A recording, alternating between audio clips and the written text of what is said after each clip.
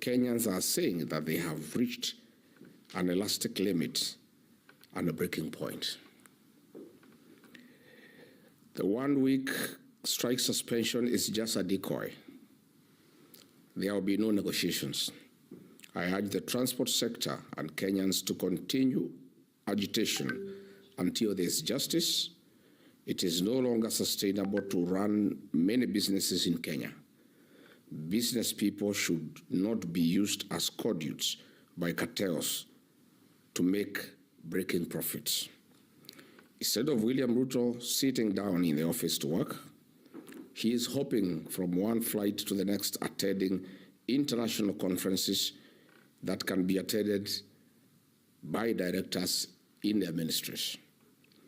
William Ruto and his government, please swallow your pride and listen to the people of Kenya. You will not look weak, although you are. Look at the mirror. You may not like what you see, but it's the reality of the matter. To the commander of goons that are destroying property and harassing Kenyans, Lemo Domoro and Kipchumba Murkomen, please recall your goons and stop harassing the people of Kenya as they go about their businesses in Kenya. Yesterday, Kenyans and especially private motorists were harassed, extorted, and their property looted by your goons. Mr. Remo Domoro, please speed dial your goons to get back to where they have come from. I urge Kenyans not to give up, and William Ruto must stop from sucking the last pint of blood from struggling Kenyans. He has crippled our health sector, our education sector, our agriculture, our international relations, are the poorest, our healthcare, and now the whole country is stalled. It is not only the transport sector under siege, the entire fabric of our society is jinxed. Do not push the people of Kenya further. We do not incite Kenyans, we listen to them and speak their mind. I've issued this statement because it's the right thing for me to do. We are facing a situation in our country where the representatives of the people, the senators and members of the National Assembly, have been bought and compromised by William Ruto and no longer speak for the people of Kenya. The opposition, as it was known then, the ODM, was also swallowed by government to the broad-based government. And as such, there is nobody to speak for the people of Kenya. I have found it my civic duty at any one time to speak out to the issues that bedevil our republic. I have seen the CS Interior from time to time trying to condemn me for speaking out. The government of William Ruto is allergic to the truth, and Rigiji has decided, urged by the people of Kenya and encouraged by the people of Kenya, to continue speaking the truth at all times. That is why, in addition to my statement that I have read, I need to expound a few issues. That the real issue that faces our country in matters fuel is conflict of interest and state capture. The G2G arrangement is a business arrangement by William Ruto through Gulf Energy to fleece the people of Kenya. And the issue is not even the taxes. The issue is not the transportation costs. The issue is the landed cost of fuel in Kenya. As we speak today, the landed cost of oil in matters petrol is 117 Kenya shillings and diesel is 167 shillings. We have information that is confirmed that in a G2G arrangement that has been negotiated with the companies that are selling oil to Kenya, in the landed cost of petrol, William Ruto pockets 30 shillings per litre, and in diesel he pockets 40 shillings per litre. This is what we need to discuss. So, although the Matatu owners have agreed to have some negotiation, it must start from there. That William Ruto must agree to forego the 30 shillings per litre for petrol and 40 litres of per every litre of diesel. And once that is done, these prices will start going down. They'll start going down. Again, we have indicated that we must remove VAT to zero. Again, that will bring the cost of fuel down. Again, we must remove 7 shillings that has been added to the 18 shillings to make it 25. That will make it go down. The oil marketers are getting 24 shillings per litre. They also must agree to go by half to 12 shillings. If all these measures are implemented, the cost of fuel will come down. And it must start with William Ruto. It is him, as the president of Kenya, who must agree to be the leader of Kenya and not a businessman. And he must agree to forego the profit he has negotiated with the companies that are selling us this oil. We also must come not just the issue of cost, but the quality of fuel. Ideally, the fuel that we are supposed to buy at this price is supposed to have 5% milligrams per litre of fuel in matter sulfur. But what has been brought has 60 milligrams of sulfur per litre. This is bad fuel. And I must warn the people of Kenya that the vehicles, the engines that manufacturers have come up with, Euro 4, Euro 5, Euro 6, the way those engines have been designed and manufactured, they cannot take bad fuel. And I want to warn the people of Kenya, even if these prices are brought down, they must demand that this bad fuel must be removed from the market, because these vehicles will have a knock in a few weeks. Again, in terms of plant and machinery for our factories, this bad fuel will spell doom for their life. It will be brought down to a few months. So much as we are saying we want the cost of fuel to come down, all owners of vehicles, private, matatus, owners of plant and equipment must demand the removal of this bad fuel from the market, because it will give us problems as we go along. Let me say that we should not be told that we are having a challenge because of the Strait of Hormuz. Our fuel does not come from Iran. It doesn't go through the Strait of Hormuz. Our fuel is sold by ADNOC in Dubai and Saudi Aramco in Saudi Arabia. That is where the fuel is processed, and therefore this story that we are having a challenge because of the Strait of Hormuz is hot air.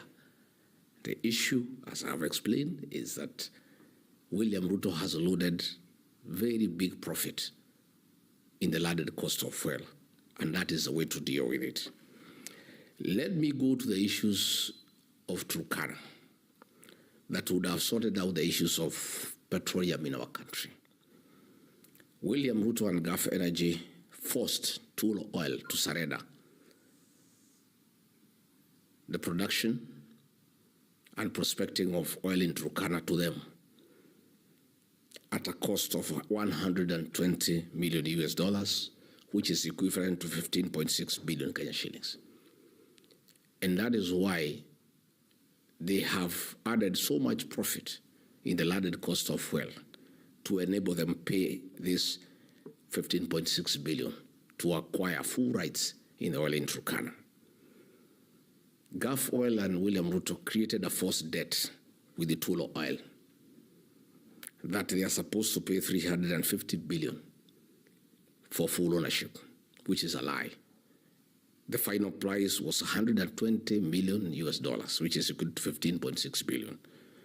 The US dollars 250 billion, equivalent to 350 Kenya shillings, billion shillings, is a lie. And this is where the catch is, that in 10 years, every barrel of oil gotten from Turkana will cost $100 US. $85 will go towards paying this forced debt. Effectively, that money will go to William Ruto and Gulf Energy.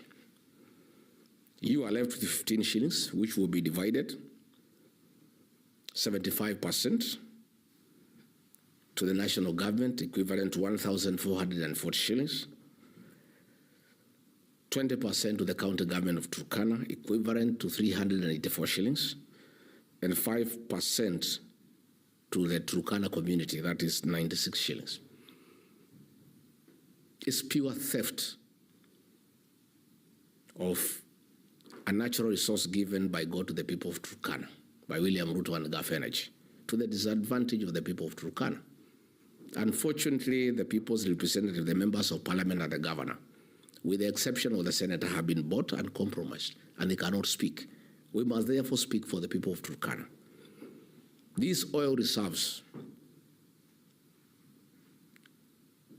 have the capacity to produce enough money to change the lives of the people of Turkana, to build good schools, build good roads, sink dams, get water for irrigation and for domestic purposes, and change the lives of the people of Turkana forever.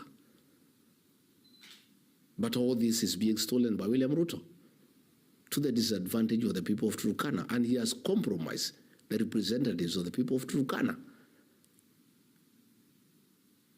The people of Turkana must say no, and I'm urging the people of Turkana to stop further exploration and exploitation of their reserves of oil in Turkana until proper negotiations have been done and the people of Turkana get the maximum out of the proceeds of the oil that is in Turkana given to them by God to change their lives. And I would urge the people of Turkana to stop this exploration until there's change of government next year, where they can sit down with the new administration and negotiate a good package that will change the lives of the people of Turkana. It cannot be that a natural resource given free of charge by God to the people of Turkana will benefit William Ruto and Gulf Energy. It's unacceptable. And the people of Turkana must say no. And I urge them not to fear. They must be like the people of Ikolomani in Kakamega. When William Ruto got some people to go and harvest their gold without adequate compensation to the people of Ikolomani in Kakamega, they stopped it. People organized themselves and said no. And this is what I'm urging the people of Turkana to do. I know I'll be accused of incitement. I'm guilty as charged. I have a responsibility to speak for the people of Turkana. They cannot allow William Ruto to take their oil and go with it, when this oil and its proceeds can change their lives forever, to get good schools, good roads, water, good hospitals, and change Turkana to be another Dubai. The people of Turkana must rise up to the occasion and say no. Finally, let me say I've heard Hassan Omar of UDA saying that people have been radicalized and asking what people have done to William Ruto or what William Ruto has done to the people. I want to say, Hassan Omar, you are the ones radicalizing the people of Kenya. When you ask Churchill to kill the matatu industry and replace it with BTR buses, what are you doing? That is radicalization. The matatu industry employs many people. Many Kenyans have invested in the matatu industry. And you are issuing a public statement asking the Minister for Transport to kill the matatu industry and replace it with the BTR. You are actually radicalizing the matatu owners, the drivers, the touts, and all the people who work out a living from the matatu industry. You are asking what the William Ruto did to people of Kenya, why they are so angry. You should know because you live in Kenya. He abducted and killed their children. People are still in pain. He has levied taxes that are unreasonable to the people of Kenya. He has refused to pay pending bills to the people of Kenya. Their properties are being auctioned. He has made bribery a way of life. He is mocking Kenyans by displaying millions of shillings in public when people have no food on the table. That is what William Ruto has done to the people of Kenya. If you didn't know, I heard you ask that question. I have that answer for you. And you're asking why people are radicalized. It is the government that is radicalizing the people. The kind of statements of P.O. Adai and John Badi are making, the so-called experts, are radicalizing the people of Kenya. And they will be radicalized because that is the way the government wants things to be done. Let me, again, is my very wish, respond to Kipchumba Murkomen. I've heard him. At any one time, there is a problem in Kenya trying to blame President Uhuru Kenyatta and Rigathi Gachagua. Kipchumba Murkomen, for the record, Uhuru Kenyatta is not the president of Kenya. William Ruto is the president of Kenya. The buck stops with him. He cannot blame Uhuru Kenyatta for mismanaging the country, for destroying a country that was up and running. President Uhuru Kenyatta handed over a country that is working, with a working education system, working health system, with a country that was secure. 4 years down the line, there is no country. You keep on blaming President Uhuru Kenyatta, and you are asking Matatu owners, why didn't they go on strike when Uhuru Kenyatta was president? When Uhuru Kenyatta was president, fuel went only to 135 shillings. We are now over 240. The people of Kenya know the difference. And again, Ruto is president. Let him run the country. And you cannot keep on anytime there is a small problem. You start comparing the reign of Uhuru Kenyatta and William Ruto. President Uhuru Kenyatta told the people of Kenya that his then deputy could not be trusted to run a country. We disobeyed him. We refused to buy that argument, I included. We are now paying for that. Uhuru knew because he had stayed with him. So Kipchumba Murkomen, leave Uhuru Kenyatta alone. He is not the president of Kenya. Uhuru Kenyatta is retired. Let Ruto carry his cross. He has mismanaged the country. When the country is burning, despite having been properly briefed that there are problems, and Kenya will come to a standstill, he left on an overseas trip in a private jet, I am told the most luxurious in the world, where you are paying 5 million shillings per hour. That jet that he left with is the epitome of luxury, with a full bedroom and a massage parlor and a spa with a jacuzzi, steam, sauna, and the massage parlor has 4 girls from Seychelles. He is enjoying when Kenyans are struggling in the air. And then you're asking Kenyan that people have a problem with William Ruto because he's a Kalenjin. Kipchumba Murkomen, if you have forgotten. Nobody has any problem with the Kalenjin nation. When the people of Kenya elected William Ruto as president, they knew he's a Kalenjin. If they had a problem with the Kalenjins, they would not have elected him. Nobody has a problem with William Ruto because he's a Kalenjin. People have a problem with William Ruto because he's incompetent. And he's not what he promised the people of Kenya to be. He has killed their children. He has abducted their children. He has ruined the economy. He has run down all businesses. He has taken over every business in the country. Banking, insurance, hospitality, aviation, medical, education. He's running he is in competition with the Kenyan people for businesses, and he has run out all Kenyan businesses from business. So when you come and tell us that people did not oppose Uhuru Kenyatta, they are opposing William Ruto because he's a Kalenjin. When we elected him, we knew he was a Kalenjin. And nobody has a problem with the Kalenjin nation. It's a very dignified community with good people, people with proven track record who have served this country with this distinction. People don't have a problem with the Kalenjin nation. They have a problem with William Ruto. It's unfortunate he's a Kalenjin. There's nothing we can do about it. But don't tell the people of Kenya that. That is thinking people are stupid. People are not. People are very intelligent. And you cannot trivialize such a national crisis into tribalism. Oh, people have a problem with Ruto because he's a Kalenjin. No. It's not the Kalenjins who have stolen from the people of Kenya. It's not the Kalenjins who have killed our children. It's not the Kalenjins who are making profit from fuel to the disadvantage of the Kenyan people. Please spare us that narrative. It cannot work.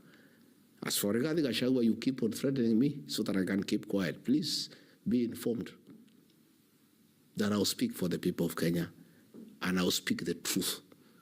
And have a responsibility to tell the people of Kenya the truth. Yesterday, it was a circus. When there is such a national crisis, William Ruto is out of the country. He designates a blogger, Dennis Itumbe, to chair a meeting of such serious issue. The transport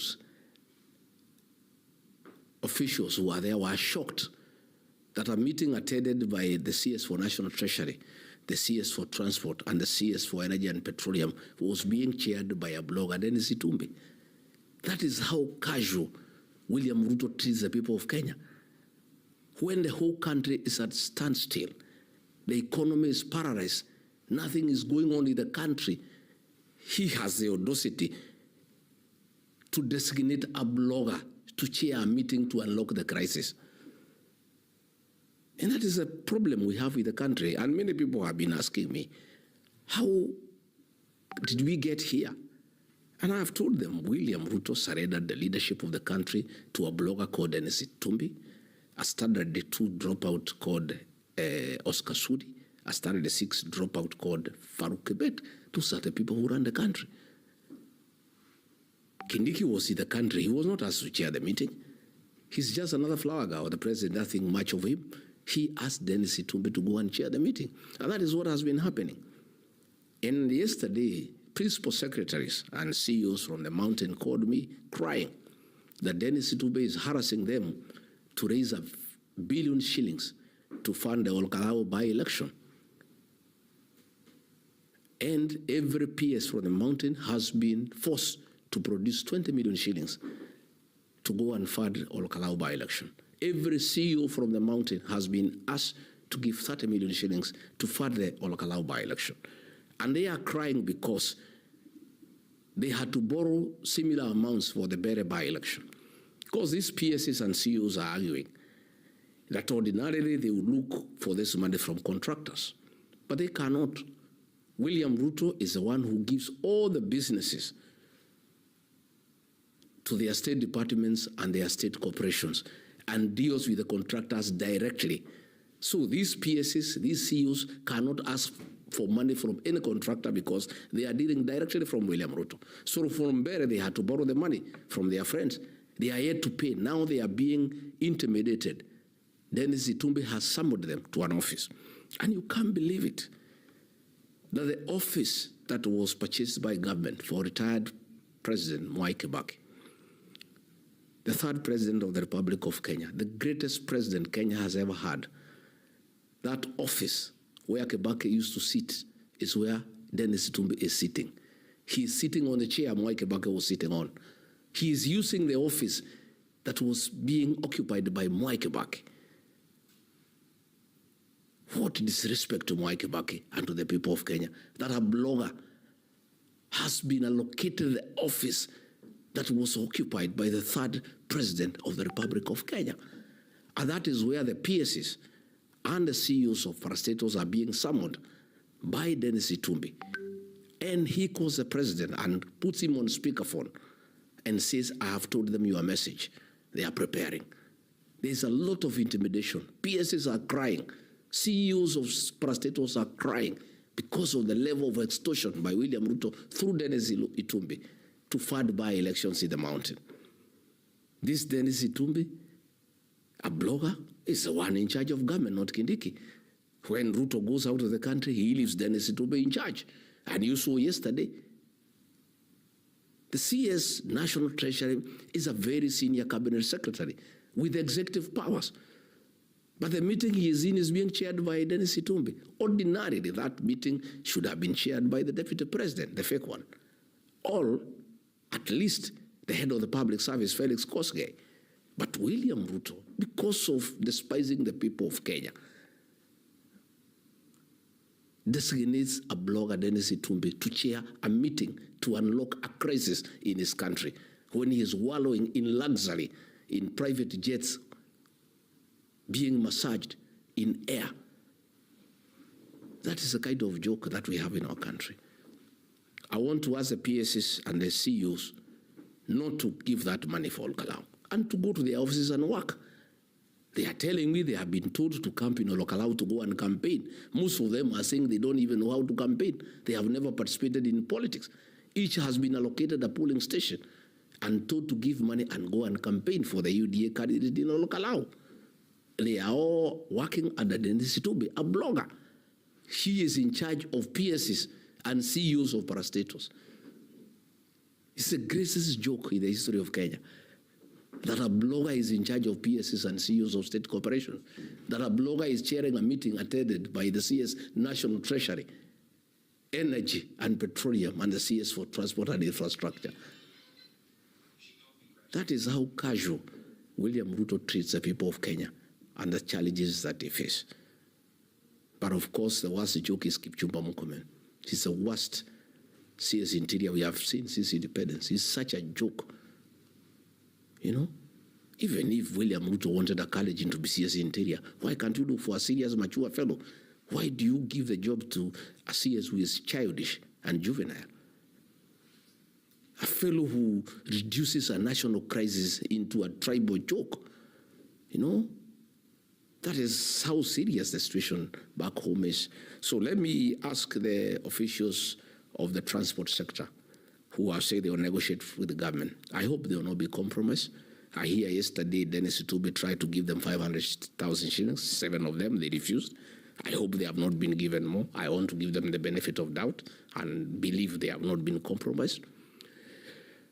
Let them go to these negotiations with an open mind. First, they must demand that the bad fuel, the low-quality fuel, must be removed from the market. They must demand that William Ruto must forego his profit. They must demand that VAT must be brought to zero. They must demand that the 7 shillings for fuel levy must be removed. If they do that, fair enough, we proceed. If they are compromised and agree that everything is okay, if they will be contented with the 10 shillings, then our sales on coming back, we'll have to consult with the other leaders in the United Alternative Government and decide the way forward for the people of Kenya. So I needed to talk about those few things because it's important that we let the people of Kenya know what is happening. And I really urge the people of Turkana to wake up and say no.